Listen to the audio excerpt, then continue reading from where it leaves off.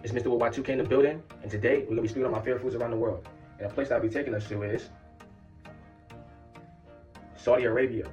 Now with here, I can go Saudi Arabia, but this food that I'm about to say, you could credit it to all of the Middle East. You could credit it to all the Middle Eastern countries. And some to include will be Egypt, Palestine, Kuwait, Saudi Arabia, United Arab Emirates, Jordan, Lebanon.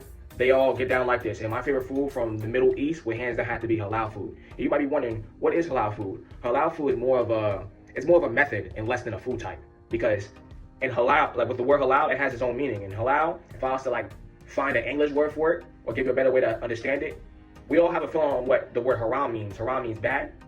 In this case, halal is the yin yang to that equation. Halal means good. But a better way I could give you a translation for it would be more so sacred, because that's the way they go about the word halal. Halal is really, the true meaning would be sacred. And with their food, they don't hold to that standard any less. And basically, they're very conscious about how they slaughter their animals before they cook them. And some animals are off the table when it comes to slaughtering, like they just won't eat it. So everything here in regards to that food preparation, the halal way, is super clean. And one thing I like most about halal food is that you feel the results. After you eat the food, you feel the results. And I spoke on this before in my favorite things about Saudi Arabia video, but I'll say it again here. Like, there's a time and a place for everything. And there's times where you have certain meals and it gives you, I'm gonna give you another buzzword. This buzzword is called the itis.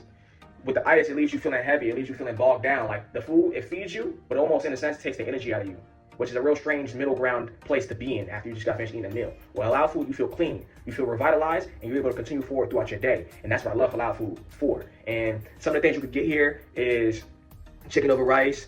You can also get anything with pita bread, like I get like a chicken pita roll type of situation where it's shaped like a burrito, but they roll around pita bread. You could do that. It's options, but just know whatever you eat, they're gonna take care of you. They also make fries and all that, but they just do that. They do the food that we know.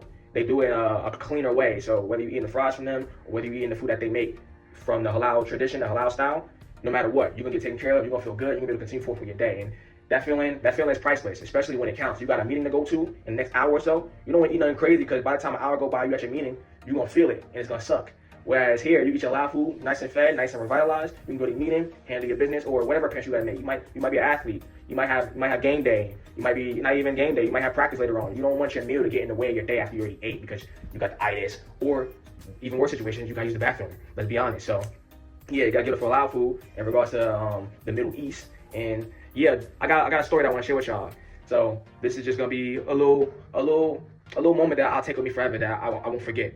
In my favorite things about Saudi Arabia, my favorite things about Egypt, I mentioned something along the lines of my friends that I would learn Arabic from. And one of my fond memories is there's this spot in Maryland that I would go to, and I'll eat my halal food there. And then whenever we would go to work and we'll rendezvous back up at work, I tell them about my experience with the halal food that I was eating. And yeah, it's just like stuff like that. It'd be the little things that I remember forever. And yeah, like love to all my people from the Middle East.